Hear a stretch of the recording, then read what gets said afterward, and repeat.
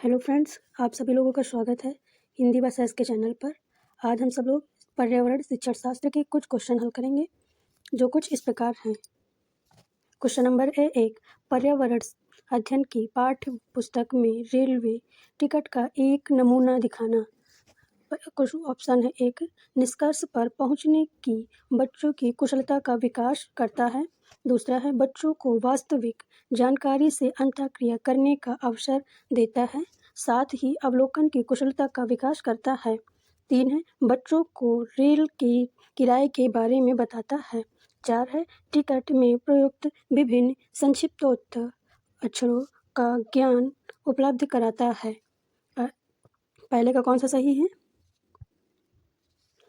दूसरा कि बच्चों को वास्तविक जानकारी से अंतःक्रिया करने का अवसर देता है, साथ ही अवलोकन की कुशलता का विकास करता है।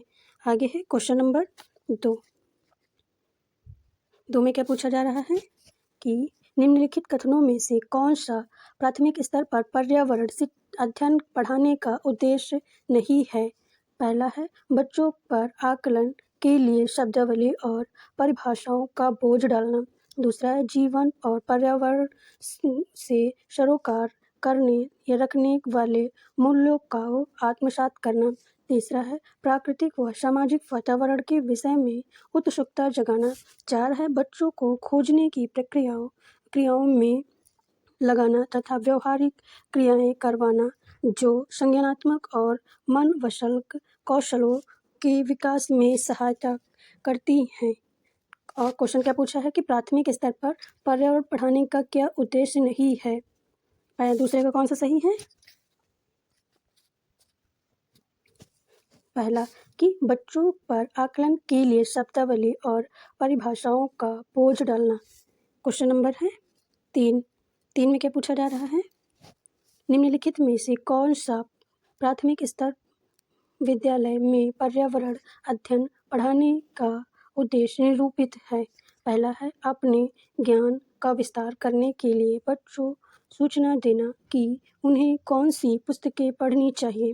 दूसरा है, विद्यालय में बच्चों के अनुभवों को बाहरी दुनिया से जोड़ना। तीसरा है, बच्चों को तकनीकी शब्दावली और परिभाषाओं से परिचित कराना। चौथा है, पर्यावरण अध्ययन से संबंधित तकनीकी शब्दों का आकलन। क्वेश्चन में क्या पूछा जा रहा है कि पर्यावरण पढ़ाने का उद्देश्य निरूपित है कौन सा। तीसरे का कौन सा सही है? दूसरा कि विद्यालय में बच्चों के अनुभवों को बाहरी दुनिया से जोड़ना।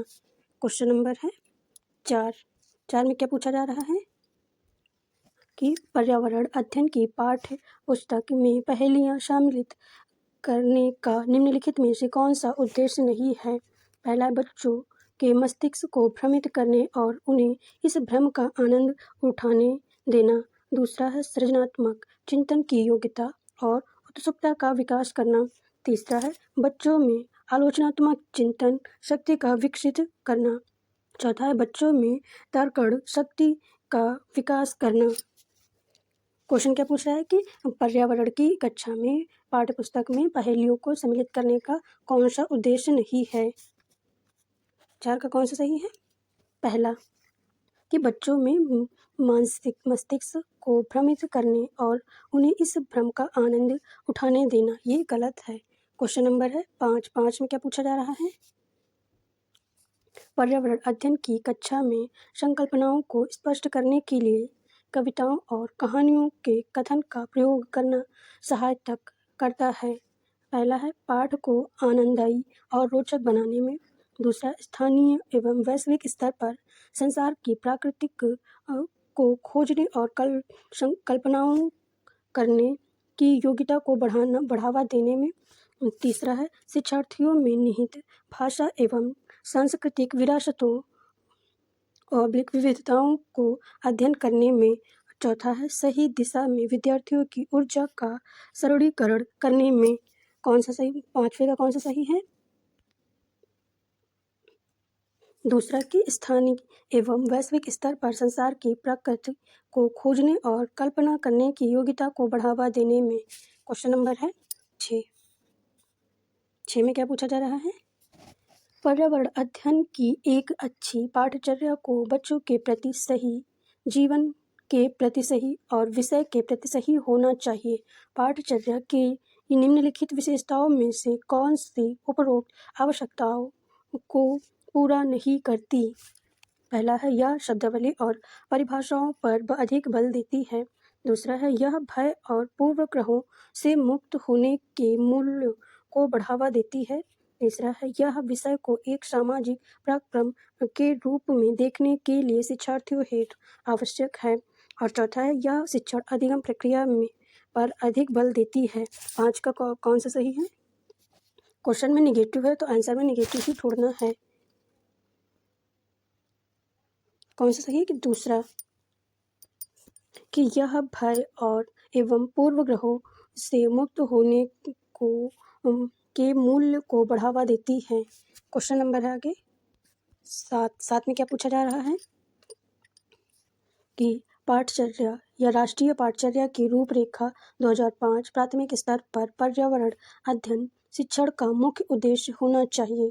पहला है, स्वतंत्र रूप से प्रयोग करने की कुशलता अर्जित करना। दूसरा है, विषय की आधारभूत संकल्पनाओं की आधारभूत समझ का विकास। तीसरा है, विषय के आधारभूत सिद्धांतों को स्मरण करना। चौथा है, कक्षा कक्षीय अधिगम को विद्यालय के बाहरी जीवन से जोड़ना। एनसीएफ या राष्ट्रीय पाठचर्या रूपरेखा 2005 के प्राथमिक स्तर पर पर्यावरण अध्ययन का मुख्य उद्देश्य क्या है? 7 का कौन सा सही है? चौथा की कक्षा कक्षीय अधिगम को विद्यालय के बाहर के जीवन से जोड़ना। क्वेश्चन नंबर है 8 में क्या पूछा जा रहा है कि पर्यावरण अध्ययन की पाठ्य पुस्तकों में कविताओं और कहानियों को शामिल करने का निम्नलिखित में से कौन सा उद्देश्य नहीं है? क्वेश्चन नेगेटिव है तो आंसर भी नेगेटिव ही ढूंढना है। पहला है, शिक्षार्थियों में कल्पनाशीलता और सृजनात्मक योग्यता को बढ़ावा देना। दूसरा है, विषय में रुचि का विकास करना। तीसरा है, नित्य और एक रस विषय वस्तु में बदलाव करना। चौथा है, विद्यार्थियों को आनंद और मजा उपलब्ध करवाना। कौन सा सही है? 8 का निगेटिव क्वेश्चन था तो निगेटिव ऑप्शन में होगा कि तीसरा सही है कि नित्य और एक रस विषय वस्तु में बदलाव करना।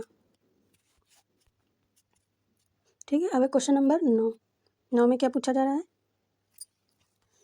निम्नलिखित में से कौन सा प्राथमिक स्तर पर पर्यावरण अध्ययन की पाठचर्या की आवश्यकताओं के अनुरूप नहीं है? पहला है, उसे विद्यार्थियों के मस्तिष्क स्तर के अनुकूल होना चाहिए। ठीक है। दूसरा है, उसे काम की दुनिया में प्रवेश के लिए विद्यार्थियों को ज्ञान एवं कौशल से लैस करना चाहिए। और तीसरा है, उसे शिक्षार्थियों में पर्यावरण के सरोकार को उत्पन्न करना चाहिए। चौथा है, उसे विद्यार्थियों को उन पद्धतियों और प्रक्रियाओं को अर्जित करने में शामिल रखना चाहिए जो नए ज्ञान को उत्पन्न करने में आगे ले जाए। क्वेश्चन क्या पूछ रहा है कि निगेटिव कौन सी आवश्यकता नहीं है, तो ऑप्शन में निगेटिव ही ढूंढना है। 9 का कौन सा सही होगा? दूसरा कि उसे काम की दुनिया में प्रवेश के लिए शिक्षार्थियों को ज्ञान और कौशल से लैस करना चाहिए। क्वेश्चन नंबर है 10 में क्या पूछा जा रहा है? एनसीईआरटी की पाठ्य पुस्तकों में पर्यावरण अध्ययन को उच्च प्राथमिकता और स्थान दिया गया है। अब यहाँ पे लिख ले किसे। पहला है, अधिक संख्या में अभ्यास प्रश्नों को शामिल करने के लिए। दूसरा है, विषय की आधारभूत संकल्पनाओं की व्याख्या करने के लिए। तीसरा है, चिंतन और विस्मय के लिए शिक्षार्थियों को अवसर उपलब्ध कराने के लिए। चौथा है, तकनीकी शब्दावली की सटीक परिभाषाएं उपलब्ध कराने के लिए। क्वेश्चन 10 का पॉजिटिव है तो आंसर भी पॉजिटिव ढूंढना है। कौन सा सही होगा? 10 का तीसरा, चिंतन और विस्मय के लिए शिक्षार्थियों को अवसर उपलब्ध कराना। देखिए व्याख्या हो गई गलत, अधिक अभ्यास प्रश्न गलत और तकनीकी शब्दों का गलत। आंसर कौन सा है? तीसरा। कितने क्वेश्चन हो चुके हैं? 10। अगर किसी को भी सीटेट के मॉडल पेपर को हल करने का नहीं मिल रहे हैं या बुक नहीं है उनके पास, तो प्ले स्टोर में जाकर वहाँ से सीटेट लिख के ऐप डाउनलोड कर लें और वो फ्री में रहती है और अच्छा खासा अभ्यास प्रश्न रहते हैं। अब है क्वेश्चन नंबर 11। 11 में क्या पूछा जा रहा है कि पर्यावरण अध्ययन की पाठ्य पुस्तक में पर्यावरण प्रकरणों में एक खंड करके देखो को शामिल किया गया है जिसका उद्देश्य है। अब यहाँ पे लिख क्या, अगर प्रश्न में क्या क्यों कैसे जोड़ेंगे तो आंसर बहुत जल्दी मिल जाएगा। पहला है घर में शिक्षार्थियों को व्यस्त रखना। दूसरा है प्रत्यक्ष हस्तपरक अनुभव उपलब्ध कराना। तीसरा है परीक्षा में निष्पादन को सुधार कराना। चौथा है वैज्ञानिक शब्दावली की परिभाषाएं सिखाना। और उद्देश्य करके सीखने पर क्या होता है कि पॉजिटिव और नेगेटिव ढूंढ लो जल्दी से। वैज्ञानिक गलत, प्रश्नों के निष्पादन थोड़ा सही लेकिन गलत है ये भी। और व्यस्त रखना गलत, कौन सा सही होगा? दूसरा, प्रत्यक्ष हस्तपरक अनुभव उपलब्ध कराना। ठीक है। क्वेश्चन नंबर, अगर क्वेश्चन में पॉजिटिव और नेगेटिव लगाएंगे तो पर्यावरण शिक्षा शास्त्र हो या कोई भी शिक्षा शास्त्र हो उसमें ज़्यादा से ज़्यादा सही हो जाता है। क्वेश्चन नंबर है आगे 12। 12 में क्या पूछा जा रहा है कि कक्षा 5 की NCERT की पर्यावरण अध्ययन की पाठ्य पुस्तक में प्रत्येक पाठ के अंत में एक खंड को शामिल किया गया है। हम क्या समझें? यह सुझाव दिया गया है कि इस खंड में शामिल प्रश्नों के उत्तर का सही या गलत के रूप में आकलन नहीं किया जाएगा। यह परिवर्तन इसलिए किया गया है क्यों? पहला है यह आकलन के विषय निष्ठता को कम करता है। दूसरा है यह इस स्तर पर बच्चे सही उत्तर नहीं लिख सकते। तीसरा है यह आकलन में शिक्षकों की सुविधा बढ़ाता है। और चौथा है यह जानने में शिक्षक की सहायता करता है कि बच्चे कैसे सीख रहे हैं। क्वेश्चन नंबर 12 का कौन सा सही होगा? चौथा कि बच्चों यह जानने में शिक्षक की सहायता करता है कि बच्चे कैसे सीख रहे हैं। पॉजिटिव अगर नेगेटिव लगाएंगे तो आंसर जल्दी से निष्ठता गलत, उत्तर कुंजी नहीं गलत, शिक्षकों की सुविधा के लिए, शिक्षक केवल नहीं शिक्षक और बच्चे दोनों एक साथ होंगे तब। क्वेश्चन नंबर है 13। 13 में क्या पूछा जा रहा है कि प्राथमिक स्तर की अच्छी EVS पाठचर्या में होना चाहिए। अब यहाँ पे लिख क्या, पहला है पाठ के अंत में अधिक से अधिक अभ्यास प्रश्न सम्मिलित करना। दूसरा है अपने आसपास को खोजने के अवसर प्रदान करना। तीसरा है संकल्पनाओं की विस्तृत व्याख्या पर एकाग्रित करना। और चौथा है पाठों की यथार्थ की परिभाषा पर अधिक बल देना। EVS में पॉजिटिव अधिक क्वेश्चन गलत, विस्तृत ज्ञान गलत और अधिक क्वेश्चन गलत। कौन सा सही होगा 13 का? दूसरा कि अधिक से अधिक अवसर उपलब्ध कराना। क्वेश्चन नंबर है 14 में क्या पूछा जा रहा है कि प्राथमिक स्तर पर EVS की पढ़ाई का एक मुख्य उद्देश्य है। पहला है विषय की मूल संकल्पनाओं की गहन समझ विकसित करना। दूसरा है अगले स्तर पर अधिक अध्ययन के लिए विद्यार्थियों को तैयार करना। तीसरा है कक्षा में पढ़ाई को शिक्षार्थियों के विद्यालय से बाहर के जीवन से संबंधित करने में सहायता करना। चौथा है स्वतंत्र रूप से हस्तसिद्ध क्रियाकलापों को करने का कौशल अर्जित करना। 14 का कौन सा सही है? देखो पॉजिटिव और ठीक है, कौन सा 3 सही है कि कक्षा की पढ़ाई को शिक्षार्थियों के विद्यालय से बाहर के जीवन से संबंधित करने में सहायता करना। ठीक है। क्वेश्चन नंबर आगे है 15। 15 में क्या पूछा जा रहा है कि प्राथमिक स्तर की EVS पाठ्य पुस्तकों में कविताएं और कहानियां सम्मिलित करने का कारण है। अब यहाँ पे लिख क्या, ठीक है। पहला है विद्यार्थियों में साहित्यिक रुचि विकसित करना। दूसरा है विषय के अधिगम में आमोद प्रमोद करना। और तीसरा है मूल्य संकल्पनाओं के अधिगम में वृद्धि करना।